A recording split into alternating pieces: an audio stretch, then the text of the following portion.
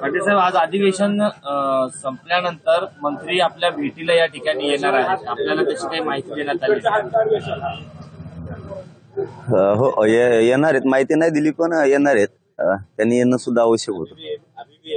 येणार आहेत, परंतु आता मी अधिकृत पत्र बघितलंय आता, ते येणार आहेत. सरकारचं, मुख्यमंत्री साहेबांचं आणि दोनही उपमुख्यमंत्री साहेबांचं शिष्टमंडळ चर्चा करायला येणार आहे. चर्चेशिवाय मार्ग खुले नाही होत. त्यामुळे चर्चा होणं अपेक्षित आहे. आंदोलन तर सुरूच आहे आणि ते सुरूच राहणार. उद्यापासून 5व्या टप्प्याचा तुमचा दौरा देखील सुरू होणार. कालच झाला सुरू. कालच सुरू झाला दौरा. सुरू राहणार आहे, ते बंद नाही राहणार. आरक्षण मिळेपर्यंत मराठ्यांना महाराष्ट्रातल्या आंदोलन थांबणार नाही. पाटील, शिष्टमंडळात कोण आहे, काय अगोदर तुमची चर्चा झाली आणि कशाविषयी तुम्ही सुद्धा सरकारने क्लिअर करावं अशी तुमची मागणी होती? त्या संदर्भात काही चर्चा होईल का? फोनवर काही काल परवा संपर्क झाला काल त्या शिष्टमंडळातल्या कोणा प्रतिनिधींशी? हा, काल परवा झाला होता या संदर्भात, आणि आपले 1-2 शब्द राहिले त्या संदर्भात पण. स्पष्टतेबाबत सुद्धा स्पष्ट करावं त्यांनी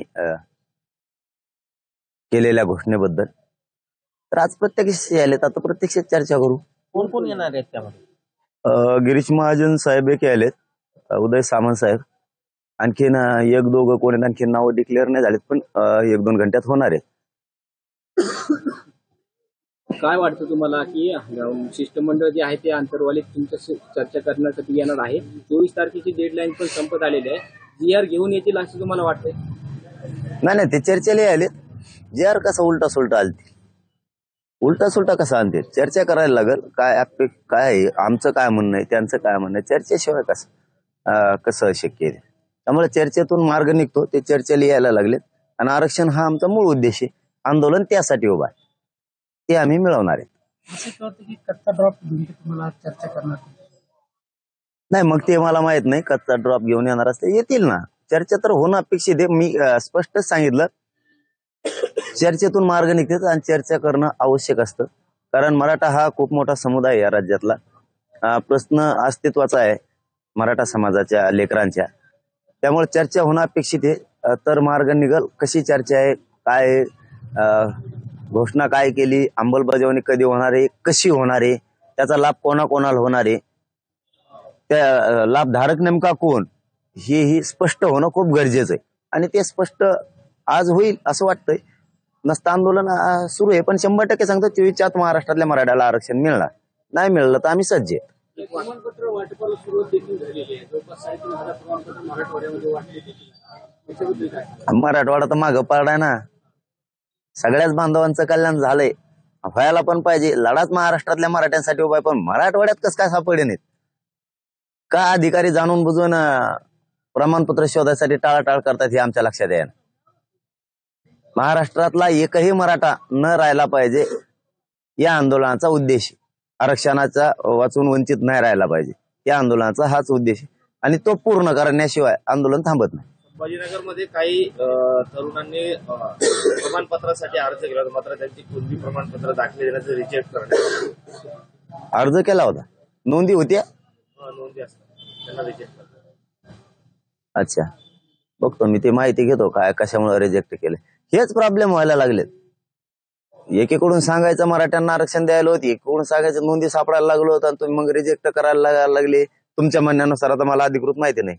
मग याच्यासाठीच हे आंदोलन का थांबत नाही, तर काही अधिकारी जाणून बुजून मराठा समाजावर अन्याय करतात. नोंदी असून देत नाहीत, असल्या तर ह्या बघा अशी कुटाने करतात. म्हणजे हे जाणून बुजून जातीवाद करतात काही अधिकारी. त्यांना कामावून कमी करणं सरकारला गरजेचं आहे. नसता सरकार समोर हे आंदोलन असेच उभा राहणार आहे. सरकारने त्यांना पाठीशी घातलं नाही पाहिजे. जर त्यांनी निरंक म्हणून अहवाल दिला असला, त्याच्यानंतर सापडल्यात नोंदी, असे अधिकारी लगेच घरी पाठवले ना, तर सरकारची डोकेदुखी कमी होईल. सरकार हातानेच करतंय का मुद्दाम करतंय, मग याचे अर्थ खूप व्हायला लागले. त्यामुळे आज तरी आम्ही सरकारला सांगतो की जे कामचुकारपणानं जाणून बुजून जातीवाद करतायत अधिकारी, यांना कामातून कमी करा तुम्ही, यांना घरी जाऊ द्या. म्हणजे अधिकाऱ्यांकडून जर जातीवाद नाही झाला तर जनतेत शांतता राहत असते, आणि अधिकारीच जर जातीवाद करायला लागला तर अशांतता पसरत असते. जाणून बुजून असूनही नोंदी देत नाहीत. कित्येक तरी तालुक्यात मराठवाड्यातले असे की तिथं नाही म्हणून सांगितल्यात नोंदी, आणि त्यानंतर तिथं सापडल्या. मग त्या अधिकारी सरकारनं काय कशासाठी ठेवले, त्यांना कशासाठी सरकार पोषित आहे विनाकारण, जो कामच करत नाही. याला कामावरूनच कमी केला पाहिजे. आणि आजच्या चर्चेतला तो मेन मुद्दा घेतो जरा मी, की हे जाणून बुजून काय केलं, यांना बडतर्फच करून टाकायला, घरीच जाऊ द्या सगळ्या. धनंजय पाटील, ते गुन्हे मागे घेण्यासंदर्भात ते चर्चा झाली का? तसे काही काल गृहमंत्र्यांनी निवेदन देखील केलं, अमुक पण ते कुठले हे तपशील कळला नाही.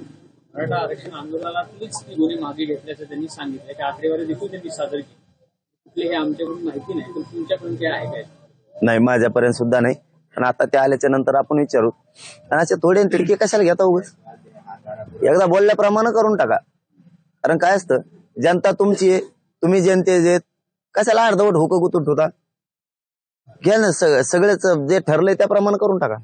सरकार गुन्हे मागे घेण्याचं बोलतंय, दुसरीकडे मात्र नांदेडला ट्रॅक्टर मोर्चा काढण्यासाठी निवेदन जाणाऱ्या कार्यकर्त्यांना पोलिसांची नोटीस बजावण्यात आलेली आहे. काय होत नसतं तसं त्यांनी करू नये. घोषणा झाली का मुंबईची? नाही, मग कशाला सरकार असं करतंय? मग सरकारला वाटतं काय मोर्चा घेऊन आम्ही यावा, मग त्यांचीच इच्छा आहे का? कशाला करताय नाटकं? त्यांनी काय होत नाही, मराठ्यांना ठरलं तर मराठे जाणार, ठरलं तर म्हणतो हे जर तरचा विषय, ठरलं तर मराठे जाणार. मग तिकडे नोटिसा देणार, फिटे सदी तिकडे काही कर, कशाला आम्हाला उघड डवचिता घेणं देणं आधीच काय गरज आहे का मग त्यांना नोटिसा द्यायची? जायचं ठरलं नाही, काय विषय नाही. कुठं आणखी 24 डिसेंबर लांब आहे. याचा अर्थ सरकारला आजच काढायचा का आम्ही आरक्षण देणार नाहीत म्हणून? तुम्ही मुंबईला जाऊ नका, म्हणजे सरकारची थवणी देत आहे का लोकांना विनाकारण? सरकारला कळत नाही का हे सुद्धा, की आपण कुठलाच विषय ठरलेला नाही. सोशल मीडियावर काय चाललं असेल मला माहित नाही, पण अधिकृत मराठा समाजाकडून महाराष्ट्रातल्या कोणत्याही आंदोलनाची दिशा ठरलेली नाही. तुम्ही नोटिसा कशाच्या आधारावर देता? नोटिसा देणाऱ्यावर सरकारने कारवाई करायला पाहिजे. आता तो कस काय दिल्या म्हणून ही तर मागणी. आज जर हे खरं असेल ना, नोटिसा दिलेल्या, तर मी त्या नोटिसा देणाऱ्यांनाच सस्पेंड करायला पाहिजे पहिला अगोदर. तुम्ही कशाच्या आधारावर दिल्या? लोकांच्या घरी ट्रॅक्टर आहेत म्हणून द्यायला लागले का त्यांना? मग ट्रॅक्टर घ्यायचं नाही, इकून टाकावं का आता? का तो आधारात आणून लावा तिथं? त्याचे बुंगरी चाळे करते हे काही अधिकारी. सरकार काही अंशी थोडं पुढे आलं किंवा त्यांनी सुद्धा काही समाधान व्यक्त केलं. अशा पार्श्वभूमीवरती कुठेतरी 2 पावलं पुढे सरकणार. तुम्हाला अर्थात आज विनंती देखील होऊ शकते की काही वेळ द्या म्हणून. त्याच्याबाबत तुमचं काय मत आहे? कारण काही अंशी तुम्ही काल देखील समाधान व्यक्त केलं की सरकारने किमान प्रामाणिकपणा तर दाखवलाय. आता ती स्पष्टता जर झाली तर काय निकषाची? नाही, हे मग तुमच्या म्हणण्याप्रमाणे काय आम्ही काही अंशी त्या समाधान व्यक्त करतो, तर काही कोणत्याने काड्या घालायला चालू केल्या निवेदन. आता काय नोटिसा का फाटीसा देऊ? काय काड्या घालता मग? काही गरज आहे का नोटिसा देऊन मराठ्यांना खवळून घ्यायची? मराठ्या नोटिसाने येणार नाहीत, उलट खवळत येईल. हाताने काड्या लावू नका. म्हणजे तुम्हालाच काही घडून आणायचंय का काय? नोटिसा देणाऱ्या अधिकाऱ्यांना किंवा सरकारने सांगितलं काय त्यांना नोटिसा द्या म्हणून? म्हणजे सरकारलाच काही चिथावणी द्यायची काय? काय गरज आहे? अगोदरच कसली घोषणा नाहीये, कसलं काही ठरलेलं नाही, अगोदरच तुम्हाला नोटिसा द्यायची काय गरज आहे लोकांना? म्हणजे लोक घाबरायला निघालात तुम्ही. आता स्वतःच्या पोराचं वाटोळं व्हायला लागलंय मराठ्याच्या, आणि तुम्ही नोटिसा देऊन त्याचं वाटोळं करणार. आणि तुम्हाला वाटतोय उघड्या डोळ्यानं मराठ्याचे लोक आता पोराचं वाटोळं बघणार आहेत? काय होईल नोटिसान फाटीसन तुमच्या? तुम्ही आधी कमी नोटीस दिल्या, काय कारण याचं मला आता याचं सरकारकडून आधी गृहमंत्री आणि मुख्यमंत्र्याकडून उत्तर पाहिजे. तुम्ही नोटिसाच कशामुळे दिल्या लोकांना? नोटिसा देणाऱ्याला काम म्हणून कमी करा, जाऊन त्याला घरी. तुम्ही मग आमचं नाही ऐकलं ना, मग आम्ही तुमचं नाही ऐकत, हो दे. मग काय संबंध नोटिसा द्यायच्या? तुमची बीडची जी उद्या इशारा सभा होणार आहे, त्या समन्वयकांना 149 नोटिसा दिल्या पोलिसांनी, 125 जणांना. कारण काहीच नाही. म्हणजे आम्ही शांततेत सुद्धा कार्यक्रम घ्यायचे नाही. अरे सरकार, तुम्हाला नेमकं काय करायचं थांबा तुम्ही. आता 23 पर्यंत थांबा जरा, मला यांच्याकडे बघाच लागेल. मग तुम्ही जर विनाकारण ते लोक शांततेत कार्यक्रम घेतात, त्या नोटीस देते, आणि ते नोटिसाला काय आहे ते काही समजणार नाहीत नोटिसाला. उलट तुम्ही जाणून बुजून दरी निर्माण करायला लागला सरकारमध्ये आणि जनतेमध्ये. जाणून बुजून हे कोण पोलीस अधिकारी कोणचा नोटीस देतो हे जाणून बुजून सरकारमध्ये आणि जनतेत दरी निर्माण करायला लागला विनाकारण. शांततेचा कार्यक्रम नोटीस द्यायची काय गरज आहे? याला जोडून विषय एक असा आहे की एकीकडे तुम्ही काही दिवसापूर्वी असं म्हटलं होतं की मुंबई आम्ही जाम करू, आर्थिक नाड्या जाम करू आंदोलन, जर आरक्षण मिळालं नाही तर. तो एक तुमचा इशारा त्यानंतर आता मिळालेल्या नोटीस आणि याच पार्श्वभूमीवर आता मुंबईमध्ये जमावबंदीचे आदेश लागू करण्यात आलेले आहेत. कुठेतरी सरकार खबरदारी घेत आहे का, तुम्हाला काय वाटतं? आता आम्हाला काय माहिती खबरदारी घेतंय काय करते ते त्यालाच माहित, खबरदारी घेतंय काय करतंय. नाही दिलं तर आम्ही गेलोत का नाही. दुसरं नाही दिलं तर का नाही दिलं, तुम्ही सांगितलं कोणी होतं तुम्ही देतो. कायदा तुम्हाला आहे, आम्हाला नाही का? आम्हाला बी तुम्हाला नाही का? देतो कोण म्हणलं होतं? तुम्ही दिलं का? नाही दिलं म्हणून गेले. म्हणजे जमावबंदीचा फार्स कशासाठी मुंबईला? कोणाला माहित त्यांना काय झालं, ते काही दुसरंच असन. आमच्यासाठी काय हाल करते? आमच्यासाठी केलं तरी आमचं जर ठरलंच नाही, ठरलं तर आम्ही जातच असतो. आमचं ठरलंच नाही, आमचा तो काही विषयच नाही. तुम्ही देतो म्हणले होते, आमची फसवणूक का केली हा सगळ्यात मोठा विषय. मग कारण न्याय आम्हालाच मिळणार सगळ्या बाजून, जनतेच्या बाजूने न्याय आम्हालाच मिळणार, जनता आमच्याच बाजून राहणार.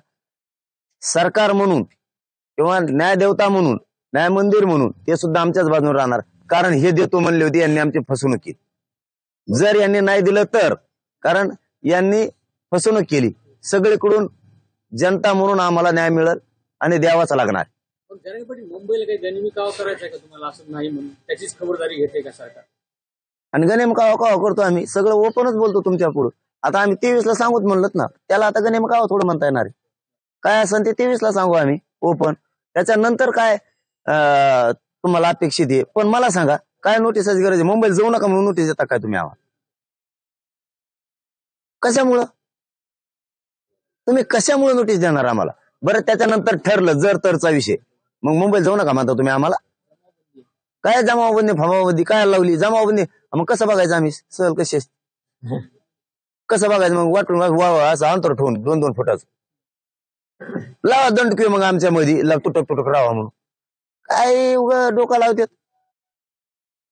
जरांगे पाटील, जर समजा आरक्षण 24 तारखेनंतर दिलंच नाही, मात्र सरकारनं शब्द दिला होता, तर या सगळ्या पार्श्वभूमीवर तुम्ही जाब विचारणार, कायद्याच्या दृष्टीनं विचारणार का? सगळं कायद्यातून राहूनच करणार का सगळं? मग बिना कायद्यात काय? महाराष्ट्रात राहतो म्हणजे राज्य हे स्थापित झालंय म्हणून इथं कायद्याच्या राज्यात राहतो. ह्या गावात ग्रामसंसद आहे, इथल्या ग्रामपंचायतीने नागरिकत्व दिलंय म्हणून इथं राहतोय. कायद्याच्या बाहेर थोडाच, कायद्याच आहे. आता मुंबईत जर आमच्यामुळे जमावबंदी आहे, मग रेल्वे स्टेशनवर, रोडावर, डांबरावर हिंडताना लय मोठी गर्दी असते, त्यांना बी टाकणार का मग तुम्ही? आता ती जमावबंदी नाही म्हणतायत का त्याला? तिथं कस काय मग? ते कामाला चालले तर मग आम्ही काय चाललो? आम्ही कामालाच चाललो ना. जिथं जमावबंदी म्हणजे तुम्हाला जिथं गर्दी दिसल त्याच्यावर कारवाई करावं लागेल. मग मंत्रालयात सुद्धा गर्दी असते मंत्र्याची, तुम्हाला हे पुरेमध्ये टाका लागते. मग आमदाराच्या बंगल्या पुढं, मंत्र्याच्या बंगल्या पुढं गर्दी असते. मान्य आहे भाऊ पत्रकार बांधवांना? मग मंत्र्याच्या बंगल्या पुढं गर्दी असते. जमावबंदी त्याचा अर्थ असा आहे की पुरेमध्ये टाकणार का? मग सगळीकडे असते. रेल्वे स्टेशन पुढं गर्दी आहे, विमानतळा पुढं गर्दी आहे, एसटी स्टँडला गर्दी आहे. त्यांना नाही का मध्ये टाकणार? त्यांना कारण सांगणार का तुम्ही? ते नोकरीला चालले किंवा ते फिरायला चाललेत म्हणून गर्दी. आणि मग आम्ही काय चाललो? आम्ही कामाला चाललो ना, मराठ्याला आरक्षण दे म्हणाला. ते जर कोणी रेल्वेने फिरायला चालले असले तर आम्ही मग फिरायला चाललोत ना. वाहनं मिळाणार म्हणून आहे त्या वाहनात चाललो. मग वाहन घेऊन जाऊ नको म्हणतो काय तू आम्हाला? दे मग तू वाहन लो, त्याच्यात बसतो आम्ही. असं नाही चालणार या कायद्याच्या राज्यात, असं नाही चालणार. तुम्हाला जिथं न्याय आहे तेव्हा आम्हाला पण पाहिजे. समानता कायद्यात तुम्हाला आणावं लागणार आहे, लोकशाहीत आणावं लागणार आहे. तुम्ही जर आमच्यासाठी जमावबंदी आहे तर तिथल्या लोकांसाठी सुद्धा पाहिजे. तुम्ही गर्दी करू नका. कारण तो माणूस रेल्वेत बसल्यावर दुसऱ्या माणसाने बसायचं, मग ती रेल्वे गेल्यावर दुसरी उतरते, दुसऱ्या थांबायचं. मग गर्दी नाही झाली पाहिजे. एकाच माणसाने एकाच रेल्वेत जायचं. मग मुख्यमंत्री काय चर्चा होईल तुमची? नेमका तुमचा प्रमुख मुद्दा आधी काय मांडणार तुम्ही? ते काय बोलतील त्याच्यावर तुमचं काय काही उत्तर तयार आहे तुमच्याकडे? नाही, ती चर्चा वेगळी आहे की जे त्या दिवशी घोषणा झाली. आपण आता बोललेला हा पार्ट वेगळा, ती विषय वेगळा आहे की ते चर्चेसाठी येणार आहेत की जे काय विषय आहेत आपले काय राहिलेले त्या संदर्भात. मग आता ते चर्चेदरम्यानच ठरणार आहे की काय झालंय, घोषणा केली त्याची अंमलबजावणी कधी होणार आहे, काय होणार आहे, कोणते शब्द घेतलेत, आरक्षणाचे बाबतचं दिशा काय आहे, आमच्या आंदोलनाच्या बाबतची दिशा काय, मग थोडीशी सगळी चर्चा होणार. ती चर्चा वेगळी आहे, परंतु ठरल्याप्रमाणे आरक्षण पाहिजे याच्यावरती ठाम. मुख्यमंत्री असं म्हटले की आंदोलकांनी कायदा व सुव्यवस्था टिकवण्याचं काम करावं, जाती जाती तेढ निर्माण होईल असं करू नये. मराठा आरक्षणाबाबत जुन्या सरकारने चुका केल्या त्या आम्ही सुधारल्या आहेत. आम्ही प्रयत्न करतोय, हेतू आमचा स्पष्ट आहे. त्यामुळे जरांगे पाटील यांना आव्हान आहे, सरकारवर विश्वास ठेवावा. कामाला थोडा अवधी लागणार आहे, वेळ लागणार आहे. कोण म्हणलं? मुख्यमंत्री. नाही, मग विश्वास ठेवलाच ना. मुख्यमंत्री साहेबांना प्रामाणिकपणानं पुन्हा एकदा सांगावं की त्यांनी जे जे शब्द सांगितले त्या शब्दाचा मराठ्यांनी सन्मान केला का नाही केला. त्यांनी अगोदर 3 महिने वेळ मागितला होता, दिला समाजात. त्यानंतर त्यांनी 30 दिवसाचा मागितला, मराठ्यांनी 40 दिवसाचा दिला. त्यानंतर त्यांनी 24 डिसेंबर पर्यंत 2 महिने वेळ मागितला, मराठ्यांनी दिला. अवधी या शब्दाचा अर्थ जरा थोडा त्यांनी स्पष्ट सांगितलं म्हणजे बरं होईल. किती 10-20 वर्षे किंवा असं. मुख्यमंत्री साहेबाच्या शब्दाचा सन्मान प्रामाणिकपणा सांगतो मराठ्यांनी केलेला.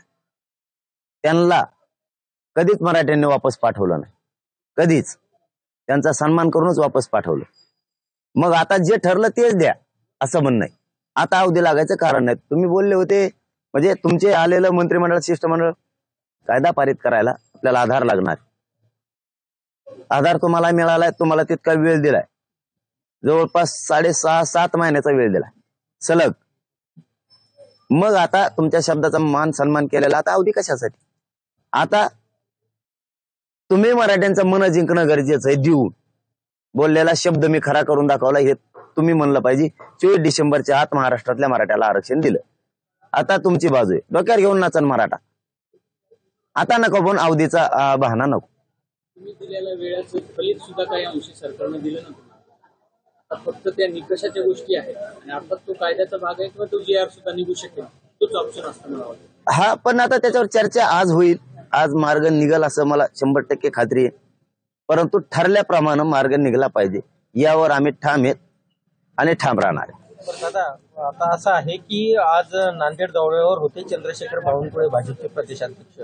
त्यांना मराठा आंदोलकांनी घोषणा देऊन त्यांना काळी झेंडे दाखवलेले आहेत आणि 7 ते 8 जणांना पोलिसांनी ताब्यात घेतलेले आहे कार्यकर्त्यांना. नाही, सगळ्यांना आव्हान आहे पुन्हा एकदा की 24 डिसेंबर पर्यंत सगळे शांत राहा, सगळ्यांनी शांतता ठेवा. या राज्यात शांतता आपल्याला ठेवायची आणि मराठा समाजाचे कार्यकर्ते शांत आहेत, ते मी ठामपणानं सांगतो. सगळे शांत आहेत. मराठा समाजाचे आंदोलक सगळे शांत आहेत. ते काय बहुतेक दुसरं काही कारण असू शकतं, त्यांना काय दाखवलं ते दुसरं कारण काही असू शकतं. मराठा समाजाचे कार्यकर्ते शांत आहेत आणि ते शांतच राहणार आहेत. तुम्ही वारंवार नोंदीबाबत बोलतायत, मात्र मराठवाड्यात निजाम काळामध्ये अनेक गावं जाळल्या गेली होती, अनेक गावात नोंदी सापडत नाही. विदर्भात संस्थानाचं वर्चस्व होतं. अशा परिस्थितीत त्या मराठा समाजानं कोणत्या आधारे त्यांना आरक्षण देणार? नाही, नोंदी सापडतील. इथल्याच काही अधिकाऱ्यांना, मराठवाड्यातल्या काही अधिकाऱ्यांना जाणून बुजून हलगर्जीपणा केलाय. पहिल्यापासून द्वेष भरलेला असतो काही काही मनात, अधिकारी जरी असले तरी. त्यांच्यामुळं काही मिळालेलं नाहीये. आता पुन्हा मराठवाड्यात शोधायचं काम करतील हे मला विश्वास आहे त्यांचा की, आणि लाखानं नोंदी पुन्हा मराठवाड्यात सापडतील. पुन्हा काम सुरू होईल, जास्तीचे सापडतील आणि समाजाच्या प्रत्येक घटकाला, प्रत्येक गोरगरिबाला आरक्षणाचा न्याय मिळेल. त्याशिवाय मी हटणार नाही हा माझा मराठ्यांना 4 महिन्यापूर्वीचाच शब्द आहे. त्यामुळं मराठ्यात कधीच संभ्रम त्यामुळं होत नाही की आरक्षण पक्क मिळाल्याशिवाय आपला माणूस हटणार नाही. म्हणजे काही एखाद्या वेळेस सोशल मीडियावर इकडं तिकडं किंवा ऐक्यू माहिती किंवा कोणी सांगितली तरीही मराठा समाज आता गैरसमज करून घेतच नाही. कारण आपला पहिल्याच दिवसचा शब्द आहे, शेवटच्या घटकाला आरक्षण मिळाल्याशिवाय आता सुट्टी नाही. मराठवाड्याचे काही अधिकारी हैदराबादपर्यंत गेलेले होते. ते तर कवा ऐकतो बाबा मी. हैदराबादला गेले होते, काय करते तर काय नाही, पुराव्यांना तर काय व्हायना. आता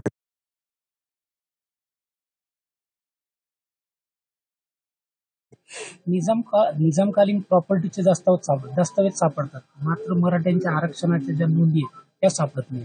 हा, त्याला कारणच ते आहे ना, काही अधिकारी जाणून बुजून द्वेष, मराठ्यांचे पोरं मोठे नाही झाले पाहिजे म्हणून त्यांना कामावून कमी करणं गरजेचं आहे. आणि सरकारनं सुद्धा गांभीर्याने घेतलं पाहिजे. कामावून कमी करणं गरजेचं आहे, तरच सरकारचा धाक त्यांच्यावर राहणार आहे. ते सरकारला घाबरतच नाहीत, मुजीतच नाहीत असा त्याचा अर्थ दिसतो.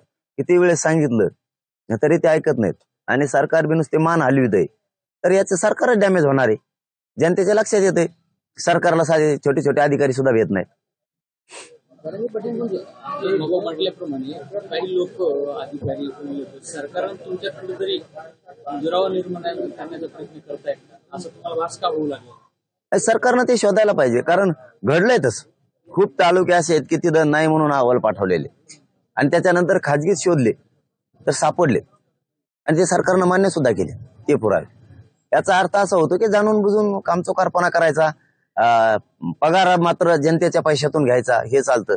पण सरकारचं ऐकायचं नाही. सरकारमध्ये आणि समाजामध्ये सगळ्या जनतेमध्ये दरी निर्माण करायचे हे काम आहेत.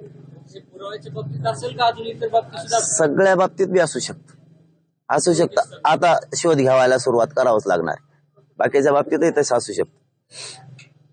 आज तुम्ही गोदाकाठच्या गावांची बैठक बोलावली होती, तर नेमकं काय या बैठकीमध्ये तुम्ही चर्चा करणार आहेत? मराठा बांधवांची पुढची दिशा करणार आहे? नाही, ती बैठक नाहीये. आजचा वेळ होता 4 वाजता बदनापूरला कार्यक्रम आहे.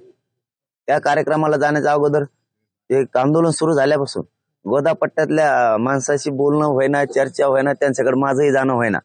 म्हणून आपण या बसा चर्चेला येऊ, असं बैठक नाही.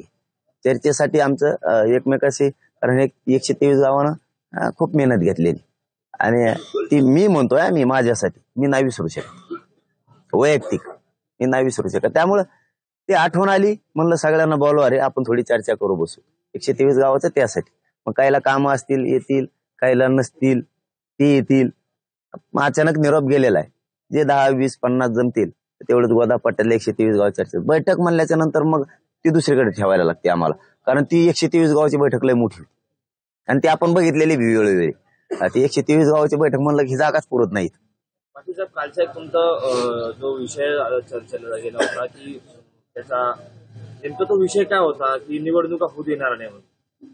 नाही होणार नाहीत असं म्हणलो, होऊ देणार नाही असं नाही. काय आहे ते कोणीतरी होता प्रश्न की अधिवेशन बोलवलं आणि ते निवडणुका लागणार आहेत असं तसं. अधिवेशनाची तर गरजच नाहीये. मी याच्यावर तर ठामच नाही. अधिवेशनाची गरजच नाहीये, याच्यावर तर ठामच आहे. पण मराठ्याला आरक्षण दिल्याशिवाय निवडणूकच करणार नाहीत. ती होणार नाहीत, मग सरकार करणारच नाही. एवढा मोठा प्रश्न इथं धुमसतोय. इथं जनते मरणाची परेशानी, हे प्रश्न सोडून त्याच्यात रस काय मग तुम्हाला?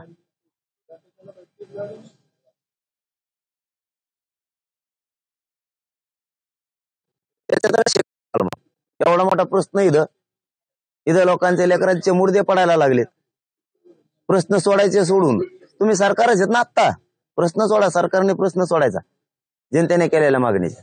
ते वेच लागले का मधीच? ही वेच सोडून घेणारच नाही ते. मराठ्यांचं आरक्षण मिळेपर्यंत तेच घेणार नाही.